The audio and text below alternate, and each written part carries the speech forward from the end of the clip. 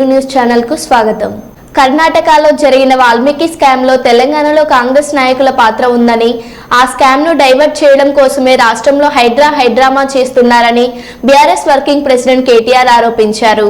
ఈ సందర్భంగా ఎక్స్ లో ఓ వీడియోను విడుదల చేశారు. హైదరాబాద్ లోని 9 బ్యాంకు అకౌంట్లకు 45 కోట్లు ట్రాన్స్ఫర్ చేశారు. వీటినే పార్లమెంట్ ఎన్నికలకు కాంగ్రెస్ వాడిందని అనుమానం. ఈ వార్తలను తెలుగు మీడియాకు చూపించకుండా చర్యలు తీసుకున్నారన్నారు. విషయాలు బయటికి రాకుండా ఆపుతా ఉన్నారు.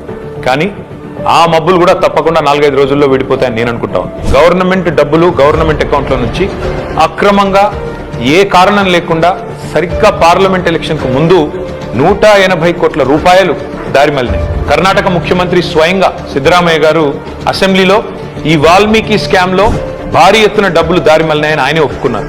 అందులో హైదరాబాద్ లోని 9 బ్యాంక్ అకౌంట్లకి 45 కోట్ల రూపాయలు ట్రాన్స్ఫర్ చేశారు. దీని మీద ఎంక్వైరీ మొదలు కాగానే ఏమైందో ఏమో తెలియదు కానీ వాల్మీకి కార్పొరేషన్ అకౌంట్ సూపరింటెండెంట్ ఆఖరికి ఆత్మహత్య చేసుకున్నాడు.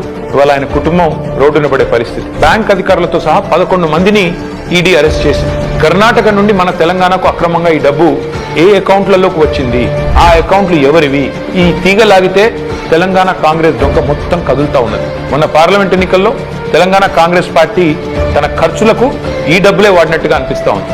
4.5 కోట్ల రూపాయలు నేరుగా V6 బిజినెస్ అనే కంపెనీకి ట్రాన్స్ఫర్ అయినట్టుగా ఆధారాలున్నాయి. ఈ V6 బిజినెస్ కంపెనీ ఓనర్ ఎవరు? SIT, CID, ED ఈ దాడులన్నీ జరిగిన తర్వాత కూడా మన తెలుగు మీడియాలో ఈ వార్తలు రాకుండా అడ్డుకుంటున్నది ఎవరు? పార్లమెంట్ ఎన్నికల సమయంలో కొన్ని బంగారం షాపులు, బార్ల నుండి భారీ మొత్తంలో డబ్బులు తీసుకున్నట్టుగా తెలుస్తా ఉంది. వారికి కాంగ్రెస్ పార్టీకి ఉన్న అనుబంధం ఏంది?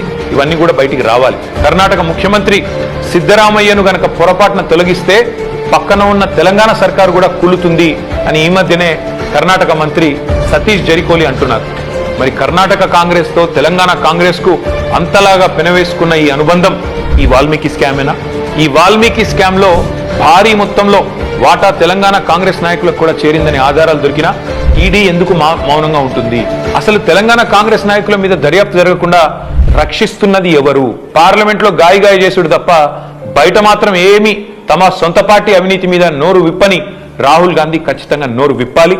ఈ వాల్మీకి కార్పొరేషన్ గుట్టు విప్పాలని చెప్పి